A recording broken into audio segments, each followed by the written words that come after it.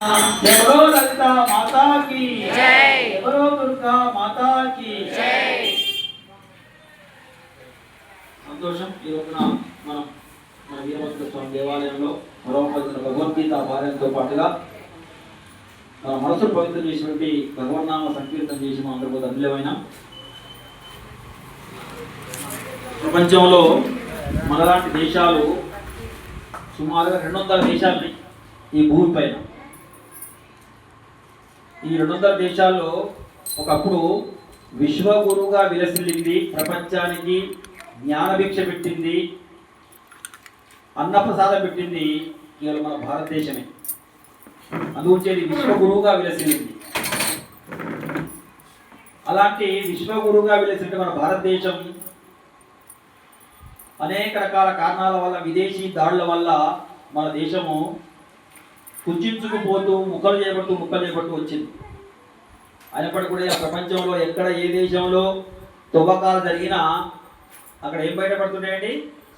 మన దేవీ దేవతల విగ్రహాలే బయటపడుతున్నాయి. అది ముస్లిం కంట్రీ కానీ క్రైస్తవ కంట్రీ కానీ ఎక్కడ తవ్వకాలు జరిగినా అప్పుడు పేపర్లు చూస్తున్నాం మనం. బౌద్ధ విగ్రహాలు, వినాయక విగ్రహాలు, శంకరుడి విగ్రహాలు, లేకపోతే రకరకాల విగ్రహాలు, అమ్మవారి విగ్రహాలు బయటపడుతుంది. అంటే అర్థమైందంటే ఒకప్పుడు ప్రపంచం మొత్తం ఉన్నది కేవలం ఏకైక మన సనాతన ధర్మమే ఉన్నది. మిగతా మతాలు ఏమీ లేవు.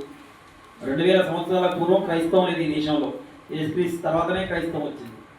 1400 సంవత్సరాల పూర్వం ఇస్లాం లేదు ఈ దేశంలో. బుద్ధుని కంటే ముందు బౌద్ధ మతం లేదు. గురునానక్ కంటే ముందు సిక్కు మతం లేదు. కాబట్టి ఒకప్పుడు మొదటి నుంచి ఉన్నది ఏంటంటే కేవలం సనాతన ధర్మమే. సనాతనం అంటే ఇది ఆది అంతము లేని ధర్మం. సూర్యచంద్రుడు ఉన్నంత కాలం ఉంటుంది. అయితే అట్లా చెప్పి మనం గర్వపడితే చాలా ప్రమాదంలో ఉన్నాం మనం. ఒకప్పుడు మొత్తం ప్రపంచం అంతా ఉన్న సనాతన ధర్మం ఇవాళ ఏమైందంటే అనేక రకాల కొత్త మతాలు వచ్చి మనలో ఉన్న హిందువులందరినీ రకరకాల వ్యామోహాలతోటి మనల్ని మోసం చేసి బెదిరించి వాళ్ళ మతంలోకి మార్చారు. మహమ్మదీయులు మనల్ని పరిపాలించారు. వాళ్ళు అప్పుడు మనల్ని వాళ్ళ మతంలోకి మార్చారు. ఆంగ్లేయులు పరిపాలించినప్పుడు మనల్ని క్రైస్తవులుగా మార్చారు. అట్లా మార్చి ఏమైందంటే మన దేశాన్ని అనేక రకాల ముక్కలు చేయడం జరిగింది. ఇవాళ మన దేశము కేవలం ఒక చిన్న భాగంగానే ఉన్నది. ప్రపంచంలో సుమారుగా 100కు పైగా క్రైస్తవ దేశాలు ఉన్నాయి. 60కి పైగా ఇస్లాం దేశాలు ఉన్నాయి. హిందూ దేశాలు ఎన్ని ఉన్నాయండి? ఒక్కటి కూడా లేదు. ఇది మన హిందూ దేశం ఒకప్పుడు. కానీ మన వాళ్ళు కొంతమంది మహనీయులు ఏం చేశారు? దీన్ని లౌకిక రాజ్యాంగం ప్రకటించారు. అంటే ఇది ధర్మసత్రం, ఎవరైనా ఉండొచ్చు, ఏమైనా చేయొచ్చు. ధర్మసత్రం ఇది. కాబట్టి అలాంటి దేశంలో ఇవాళ మనకు మిగిలింది కేవలం ఇది ఒకటే దేశం. కాబట్టి ఇతర మతాలకి ఏమైనా ఆపద కలిగితే వాళ్ళకి వేరే దేశాలే పోవడానికి. మన హిందువులకు ఆపద జరిగితే మనం పోవడానికి ఎక్కడ లేవు. కేవలం ఒకటే ఉన్నది, చుట్టూ 3 వైపులా సముద్రం ఉన్నది అంతే. కాబట్టి మనల్ని మనం కాపాడుకోవాల్సిన అవసరం చాలా ఉన్నది.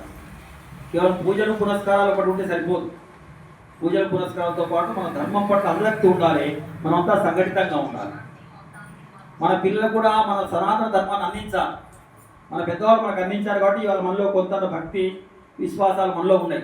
కానీ ఇవాళ మన పిల్లలకి మనం అవి అందించలేకపోతున్నాం. కేవలం చదువు ర్యాంకుల పేరుతోటే మన పిల్లల్ని వాటికే పరిమితం చేస్తున్నాం. అందువల్ల మన దేవుని గురించి ఒక శ్లోకం చెప్పమంటే ఈ పిల్లలకి అలా వచ్చే పరిస్థితి లేదు. కాబట్టి ఇది రాబోయే రోజుల్లో చాలా ప్రమాదాన్ని దారితీస్తుంది.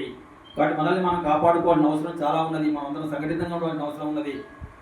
మన పిల్లలకు కూడా చిన్నప్పటి నుంచే మనం వారానికి ఒకసారి దేవాలయానికి మనం వెళ్ళాలి. మనం వెళ్ళడంతో పాటు మన పిల్లల్ని కూడా తీసుకొని వెళ్ళడం, మన ఇంట్లో మన పిల్లలకు రామాయణం, మహాభారతం గాథలు మనం చెప్పడం, ఇలాంటివి చేస్తున్నప్పుడే రాబోయే రోజుల్లో కూడా మన సనాతనం కాపాడబడుతుంది. దాని గురించి మనందరం కూడా ఇలాంటి దేవాలయ కేంద్రంగా వారానికి ఒకసారి 1 గంట సేపు కూర్చొని భగవన్నామ సంకీర్తన చేయడంతో పాటుగా మనందరం కూడా మన సనాతన ధర్మం కాపాడేటువంటి వాళ్ళనే మనం నాయకులుగా ఎంచుకోవడం, మన సనాతన ధర్మం కాపాడేటువంటి వాళ్ళ దగ్గరే మనం వాళ్ళతోనే స్నేహం చేయడం, వాళ్ళ దగ్గరే మనం వస్తువులు కొనుగోలు చేయడం, ఇలాంటి భావన మనం ఉన్నప్పుడే మన ధర్మం కాపాడబడుతుంది. అదే మన మోడీ గారు ఒక పిలిపించారు ఈ మధ్యకాలంలో, స్వదేశీ వస్తువులే వాడాలని చెప్పి. ఎందుకంటే వాళ్ళు అమెరికా వాడు, చైనా వాడు తక్కువ ధర్మం బెదిరిస్తున్నారు. కాబట్టి ఇవాళ ఎవరు పోయి తిరుపులో మనం భయపడే పరిస్థితి మన దేశం గల అందరిని బెదిరించే స్థాయిలో ఇవాళ మనం ఉన్నాం మన అదృష్టవశాత్తు. కాబట్టి కేవలం ఒక మోడీ గారు కూడా చేస్తే అయ్యేది కాదు ఇది. మనందరం కూడా ఈ దేశ పౌరులుగా మనందరి మీద కూడా బాధ్యత ఉంది. ఏం చేయాలి?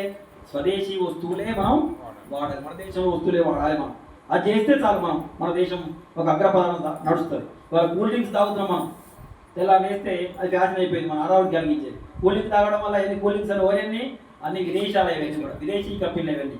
కూల్ డ్రింక్ తాగడం ద్వారా మనకు అనారోగ్యం, విదేశాలకు కోట్ల రూపాయలు పోతున్నాయి. కాబట్టి అలాంటివన్నీ మనం పనిచేయాలి. కోల్గేట్ లాంటి పేస్టులు పనిచేయాలి. మన స్వదేశీ పేస్టులే వాడాలి, స్వదేశీ సబ్బులే వాడాలి. మనం ఆ కూల్ డ్రింక్ తాగే బదులు మనం పళ్ళ రసాలు తాగినాం అనుకోండి, మన రైతులకు లాభం చేకూరుతుంది, మనకు ఆరోగ్యం వస్తుంది. కొబ్బరి పొడలు తాగినాం అనుకోండి, మనకు ఆరోగ్యం వస్తే మన రైతులు బాగుపడతారు. కాబట్టి ఇలాంటి చిన్న చిన్న విషయాలు, మన తెలియని విషయాలు మనం తెలియకుండానే మన ధర్మానికి, మన దేశానికి మనం అన్యాయం చేస్తున్నాం. కాబట్టి మన దేశంలో తయారైన వస్తువులే వాడడం, మన సంస్కృతిని పాటించడం, మన కట్టుబొట్టును మనం పాటించడం చేయడం ద్వారా మన ధర్మం కాపాడబడుతుంది. కాబట్టి ఆ దిశలో మనం అంతా కూడా ప్రయత్నం చేయాల్సిన ఈ సందర్భంగా మీ అందరికీ మనవి చేస్తూ, తర్వాత మనకు ఈ నెల 7వ తేదీ ఆదివారం రోజున ఈ భగవద్గీత జయంతి వారోత్సవాల యొక్క ముగింపు కార్యక్రమం 7వ తేదీ ఆదివారం రోజున ఉదయం 9:30 గంటలకి సాయిబాబా దేవాలయ పక్కన రవి మహల్ కన్వెన్షన్ హాల్లో 9:30 నుంచి సహస్రగల గీతార్చన కార్యక్రమం ఉంటుంది. అంటే 1000 మందితోటి భగవద్గీతా పారాయణ ఉంటుంది. గత 4-5 సంవత్సరాలుగా మన సూర్యాపేట పట్టణంలో జరుగుతుంది. కాబట్టి ఆ రోజు జరిగే కార్యక్రమానికి మీరందరూ కూడా సకుటుంబ సపరివారంగా ఆ కార్యక్రమంలో భాగస్వాములు కావాలని చెప్పి అందరినీ దేవాలయాల ధార్మిక సంస్థల ఐక్యవేదిక పక్షాన హృదయపూర్వకంగా ఆహ్వానిస్తున్నాం. పెద్దవాళ్ళే కాకుండా మన ఇంటి పిల్లలు కూడా తప్పకుండా తీసుకొని రావాలి. వాళ్ళకు కూడా భగవద్గీత తెలవాలి. అక్కడ ఇది స్వామీజీలు వస్తారు, ఒక సందేశం ఇస్తారు. చివరికి అందరికీ అన్నప్రసాద వితరణ కూడా ఉంటుంది. కాబట్టి ఈ బాలాజీ నగర్ ఈ వీరభద్ర స్వామి దేవాలయ కేంద్రంగా కనీసం ఒక 100 మంది రావాలని చెప్పి నేను కోరుతున్నాను. అన్ని దేవాలయాల్లో ఈ విధంగా ఎందుకు పారాయణ చేస్తున్నామంటే అన్ని దేవాలయాల భక్తులకు భగవద్గీత జ్ఞానాన్ని అందించాలి. అందరితో పాటు అన్ని దేవాలయాల భక్తులు ఒక్కొక్కరు 100 మంది చొప్పున వచ్చినట్టయితే అక్కడ 1000 మంది సహస్రగల గీతార్థనాలు తప్పకుండా మనం కూడా భాగస్వాములు అవుతాం. కాబట్టి మీరందరూ కూడా రేపటి 7వ తారీఖు జరిగే కార్యక్రమంలో రావాలని చెప్పి మీకు ఆహ్వానం పెడతాను. మీరు కూడా మీ గ్రూప్లో పెట్టండి.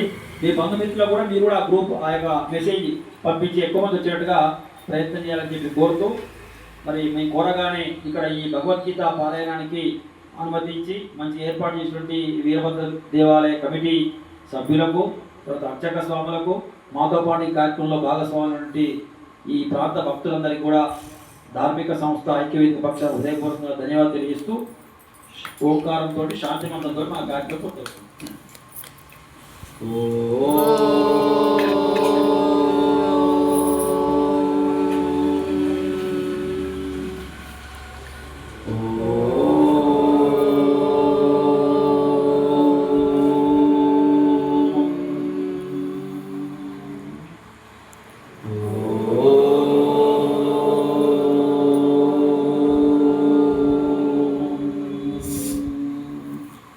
असतो मा सद्गमया तमसो मा ज्योतिर्गमया मृत्योर्मा अमृतंगमया।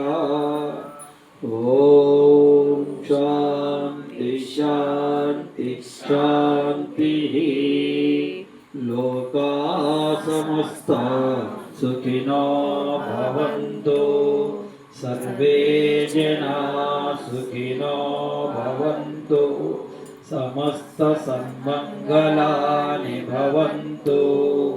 ओम शांति शांति शांतिः।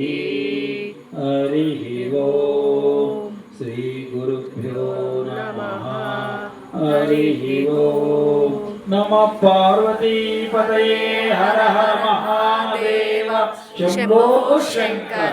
हिंदू धर्म की जय, गो माता की जय, तुलसी माता की जय, गंगा माता की जय, भगवत गीता माता की जय, भारत माता की जय।